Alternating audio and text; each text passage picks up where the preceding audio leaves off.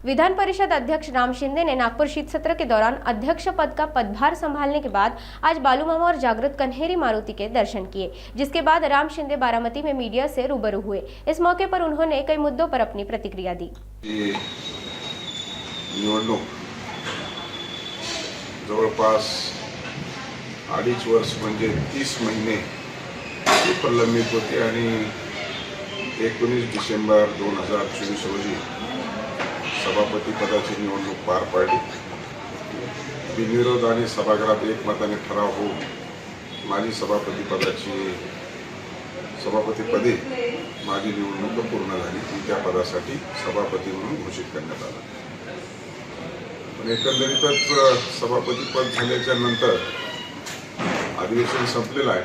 प्रत्यक्षात कामाला सुरुवात करण्याच्या अगोदर हा दौरा आयोजित केलेला आहे। सकाळी बाळूमामाचं दर्शन घेतलं, कोल्हापूर येथे अंबाबाईचं दर्शन घेतलं, त्यानंतर आरेवाडी येथे विरोबाचं दर्शन घेतलं आणि बारामती येथे जागृत देवस्थान मारुती कन्हेरी येथे त्यांचं दर्शन घेतलं आणि आता ही सभापती पदाची कारकीर्द सुरू होणार।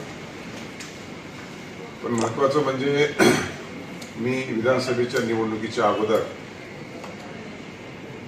कन्हेरीच्या जागृत देवस्थान मारुती यांना मी निवडून आल्याच्या नंतर भेटायला येईल, नतमस्तक होईल, दर्शन होईल, घेईल, माझ्या मनोकामना पुऱ्या कराव्यात अशा प्रकारचं मी नवस केला होता।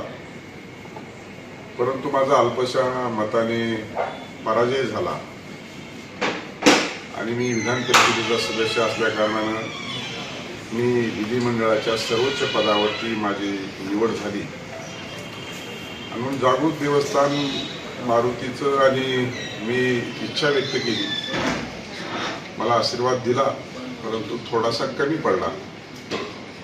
तरी पण मी सर्वोच्च पदावर गेल्याच्या नंतर मी ठरवलं की आपण जाऊन दर्शन घेतलं पाहिजे। आपल्याला महत्त्वाच्या पदावरती नेमणूक मिळालेली आहे, निवड झालेली आहे आणि म्हणून आज बारामतीचा दौरा केला।